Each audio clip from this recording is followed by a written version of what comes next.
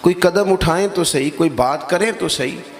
اور یار پانی جتنا مرضی بھی میلا کچیلا ہو جائے، آگ بجھانے کے کام تو آتا ہے کہ نہیں؟ تو اثر تو چیزوں میں ہوتا ہے۔ تو چڑیا نے اپنی چونچ میں، باقی تو نہ ساتھ چلیں، تو اس نے اپنی چونچ میں پانی کے چند قطرے بھرے جتنے آ سکتے تھے، اور لا کے حضرت ابراہیم کے لیے جو آگ جلائی گئی تھی اس کے قریب چھوڑے۔ ادھر سے رب کا حکم آ گیا، آگ میرے ابراہیم پہ ٹھنڈی ہو جا۔ تو وہ چڑیا، وہ آگ ٹھنڈی ہو گئی، خدا کے حکم سے سلامتی والی ہو گئی۔ تو جا کے باقی چڑیوں سے کہنے لگی، دیکھا نا تمہیں کہتی تھی نا چلو، وہ قطرہ تو ایک ہی تھا پر حکم تو رب کا ہی آنا تھا نا، تمہیں کہا تھا نا چلو، اگر تم میرے ساتھ چلتی تو ہو سکتا ہے سیلاب بھی آ جاتا اور حضرت ابراہیم کے سارے دشمنوں کو بہا کے بھی لے جاتا۔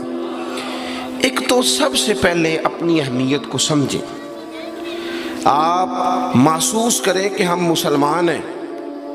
مسلمان جو ہوتا ہے نا اس کے ساتھ خدائی طاقت ہوتی ہے۔ نبی پاک صلی اللہ تعالی علیہ وسلم نے فرمایا دعا مومن کا ہتھیار ہے۔ اس کے ساتھ جو خدائی طاقتیں ہیں وہ کافر مشرک کے ساتھ نہیں۔ جب تک یہ سمجھ نہ لیتا کہ اللہ تعالیٰ کی طاقتیں، اس کا فضل میرے ساتھ ہے۔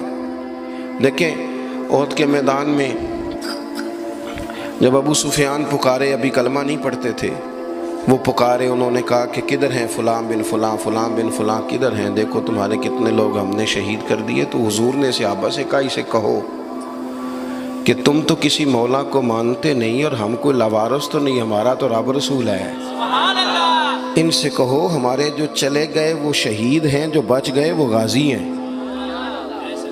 تو پہلے تو مسلمان یہ پہچانے، اور جب پہچان لے اچھے طریقے سے کہ میں مومن ہوں۔ دیکھیں نا، ہم نے ساری زندگی جٹ بن کے، بٹ بن کے، رائی بن کے گزار دی۔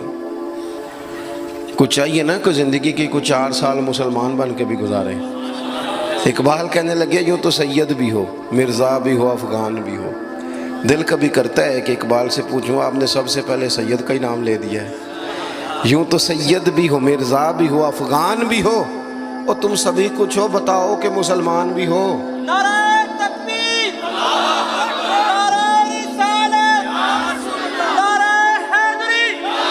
تو سب سے پہلی بات تو یہ کہ مسلمان کو سمجھنا۔ دوسری بات یہ کہ جب وہ سمجھ لینا کہ میں ایک مومن ہوں، جس طرح باپ ہونے کی حیثیت سے کوئی ذمہ داریاں ہیں، استاد ہونے کی حیثیت سے کوئی ذمہ داریاں ہیں، ہماری کسی جماعت کا مقتدا ہونے کی حیثیت سے ذمہ، اس طرح بحیثیت مومن بھی ہماری کچھ ڈیوٹیاں ہیں۔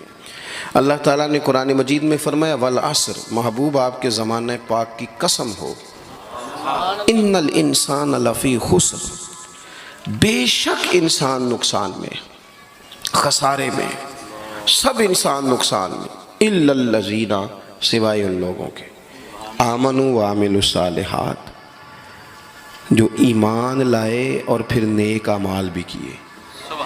نرا ایمان نہیں، آپ جہاں بھی قرآن مجید دیکھیں گے نا، اگرچہ بچائے گا نرا ایمان ہی بندے کو، لیکن یہ جو اعمال صالح ہے نا، یہ ایمان ہی کا ثمرہ ہے، یہ اس کا نتیجہ ہے، یہ اسی کی شاخیں۔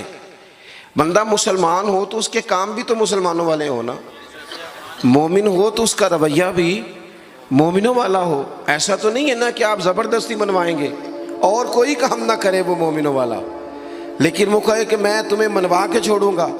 فرمایا ایک تو ایمان لائے، اور مضبوط ایمان، تگڑا ایمان، اور پھر وہ اعمال صالحہ کرے، اس کے کردار سے، گفتار سے، اٹھنے سے، بولنے سے، بات کرنے سے، لین دین کرنے سے، معاملات کرنے سے، تجارت کرنے سے اسلام چھلکے، اس کا لب و لہجہ مسلمان ہو۔ اقبال کہنے لگے خرد نے کہہ بھی دیا لا الہ الا اللہ تو کیا حاصل، دل و نگاہ اگر مسلمان نہیں تو پھر کچھ بھی نہیں۔ یعنی اس کے اعمال بھی ہوں اسی طرح کے، اس کا رویہ بھی ہو مسلمانوں جیسا۔ حضرت باعزید بستامی کا زمانہ تھا، تو ایک مسلمان ایک یہودی کا دوست تھا، اکٹھے اٹھتے بیٹھتے تھے، گپ شپ ہوتی تھی، آنا جانا تھا۔ تو وہ مسلمان اس یہودی سے کہنے لگا تیرا میرا یارانہ بڑا پرانا ہے، تو مسلمان کیوں نہیں ہو جاتا؟ تو اس کا دوست تھا، بے تکلف تھا، سجن تھا، وہ کہنے لگا یار میں نے دیکھے ہیں 2 اسلام، ایک اسلام وہ ہے جس پہ تو عمل کرتا ہے، اور ایک وہ ہے جس پہ حضرت بایزید بستامی عمل کرتے ہیں۔ تو میرے ساتھ ہر جگہ چلا جاتا ہے، جہاں تمہارے دین نے منع کیا وہاں بھی چلا جاتا ہے۔ تو ایک تو ہے تیرے والا اسلام، جس طرح کی بولی میری اسی طرح کی تیری، جس طرح کا آنا بہنا اٹھنا بیٹھنا کھانا پینا میرا اسی طرح کا تیرا۔ تو اگر تم کہہ رہا ہے تیرے والا اسلام قبول کروں تو اس میں تو صرف ایک کلمے کا فرق ہے معاذ اللہ، باقی تو سب وہی ہے۔ اور ایک اسلام ہے حضرت بایزید کا، بولے تو سچ بولے، کھائیں تو طیب کھائیں، دعوت دیں تو خیر کی دیں، بات کریں تو بھلائی کی کریں۔ اگر اسلام وہ ہے جس پہ حضرت بایزید عمل کرتے ہیں تو پھر تو ان سے کہے مجھے دین کی دعوت دیں، ان والا اسلام میں قبول کرنے کو تیار ہوں۔ جب تک ہمارے مزاجوں میں ہم نہ زبردستی، جب میں آپ ناراض نہ ہونا، بعض دینی لوگ اسلام کو لبادے کا نام ہے، داڑھی رکھ لی پگڑی باندھ لی تو بس اسلام مکمل ہو گیا، جبر کریں گے، بعض دفعہ اس طرح کا لہجہ اختیار کریں گے کہ لوگ پریشان ہو جائیں گے۔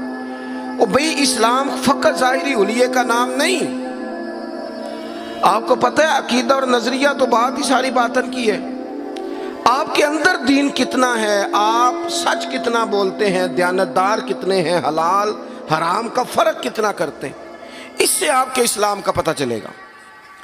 اس سے پتہ چلے گا کہ آپ کس قدر زیادہ مسلمان ہیں۔ صرف حلیے کا نام اسلام نہیں، میری بات کو یاد رکھیں۔ تو اللہ فرماتے ہیں کہ ایمان لاؤ، پھر ایمانداروں جیسے کام بھی کرو، اور پھر یہ نہیں کہ جس طرح کی ہوا ہو تم بھی ادھر کے ہو جاؤ۔ وَتَوَاصَوْا بِالْحَقِّ،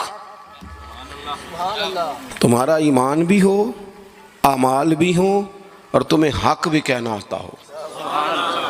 ہمارے ہاں لوگوں کا حق کہنا آتا ہے پر غریبوں کے بیچ۔ میں جی ہمیشہ سچ بولنا کدے نال؟ ماڑے بندے نال۔ میری گل کھری کرنا بھی، تو کھری گل ڈی ایس پی دے منہ تے کری جا کے، تیرا پتہ لگے یہ جڑی تو کھری گل کرنا ہے نا۔